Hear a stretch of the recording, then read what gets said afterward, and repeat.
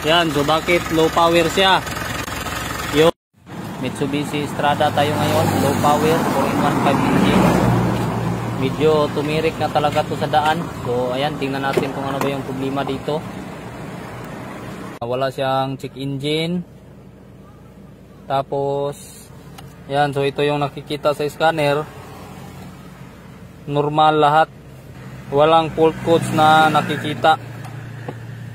Ayan. So ano ngayon yung gagawin natin dito? Wala namang fault codes na nakikita, pero hirap talaga tumakbo ang sasakyan natin. So ngayon ang gagawin na lang natin dito ay literal na talaga tayo dito na manghuhula. Hindi kaya ng scanner. Walang nadidetect. Pero ngayon sasabihin na naman ninyo na hindi accurate yung scanner natin. So depende na sa inyo yan. Yan, hawakan mo muna. So ito yung isosolve natin ngayon. Ano yung gagawin natin dito? Paano natin to huhulaan ang problema dito? Malaki yung challenge natin ngayon sa panghuhula. Mitsubishi Strada yung unit natin. Low power siya. Ayan, so wala na. May kunting paangat, ayaw nang tumakbo. Napatay tayo dito. Hazard.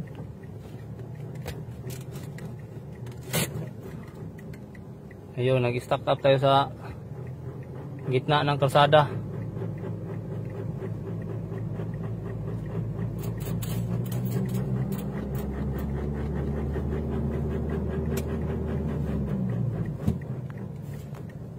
Yun.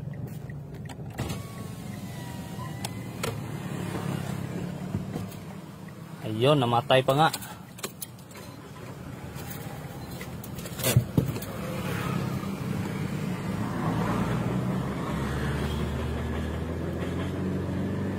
Patay tayo dito.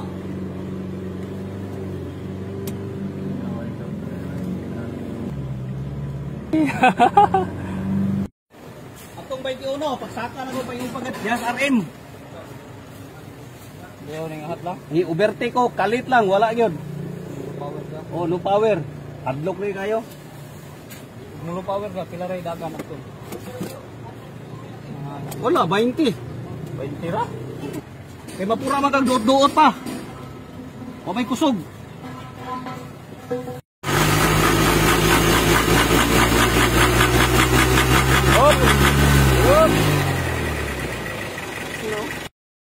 Yan, so bakit low power siya?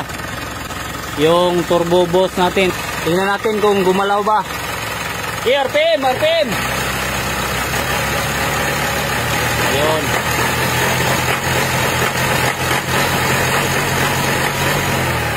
Paul na, Paul. So, ayan. Yan yung dahilan. Oops! Ang problema ay naka-vacuum na siya lagi. Yun. Ayan. Pag tinanggal natin to, nakababa siya. So, try natin RPM ulit. Sige, RPM.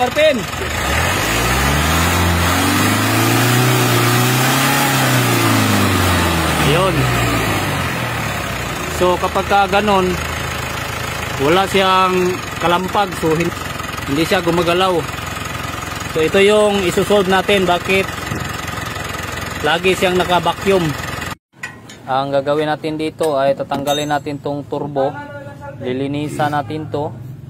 Pila lang ka-bolt yan? Kano ka isa, no? So ito na yung turbo natin, natanggal na. Ang pinakadahilan bakit tinanggal natin tong turbo ay lilinisan natin to, lalong lalo na tong wastegate nya. So medyo stuck up na kasi. Hindi naman ito yung pinakadahilan bakit nag low power siya, pero kailangan pa rin natin tong linisan dahil medyo stuck up na yung wastegate nya.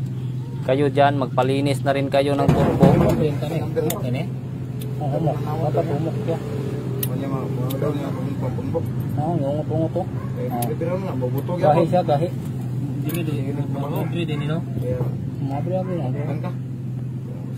Mas mabuti na ngayon pa lang ay magpalinis na kayo. Huwag nyo nang antayin na masira pa yung turbo ninyo. Ang ginawa namin dito ay simpleng linis lang. Hindi naman namin kailangang paputiin pa ang turbo dito.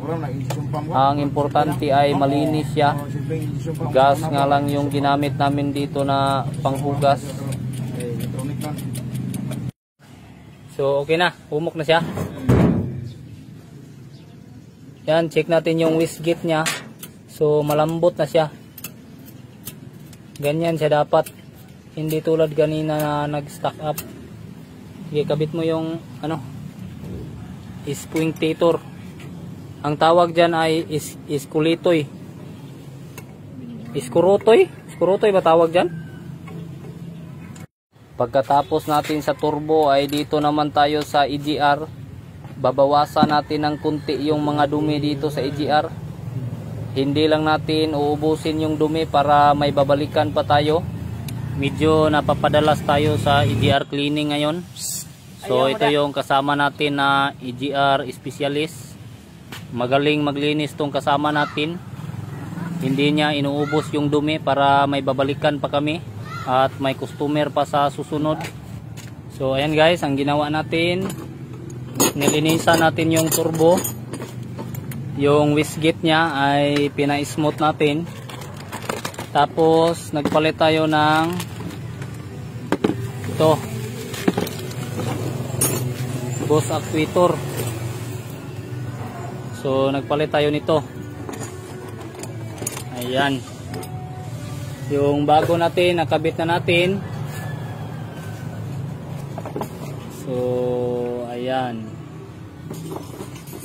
Nahirapan kami na maghanap ng parts nito. So ito lang talaga yung dahilan bakit natagalan kami sa sasakyan na to. So sobra talagang natagalan. Mahirap pala maghanap ng ganitong klaseng parts.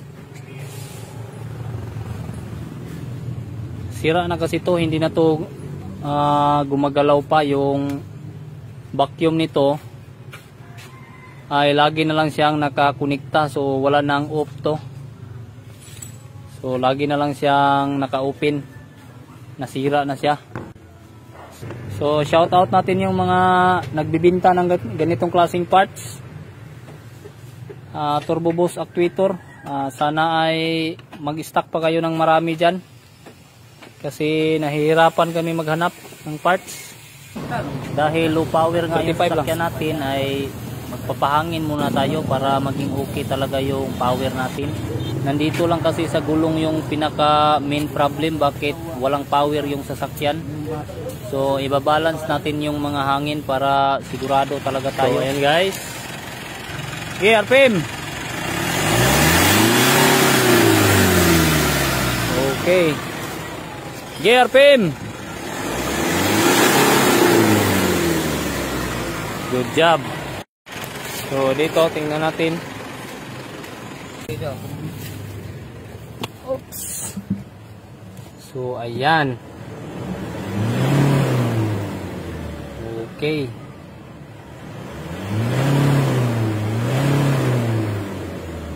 So nawala na yung purot-purot.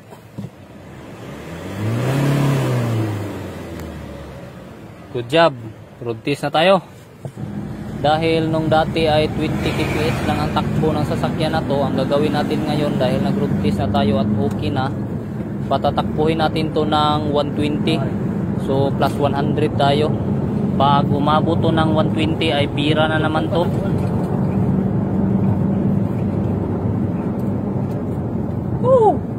Dili nagkakabot kita. Adlo kayo. Dagat.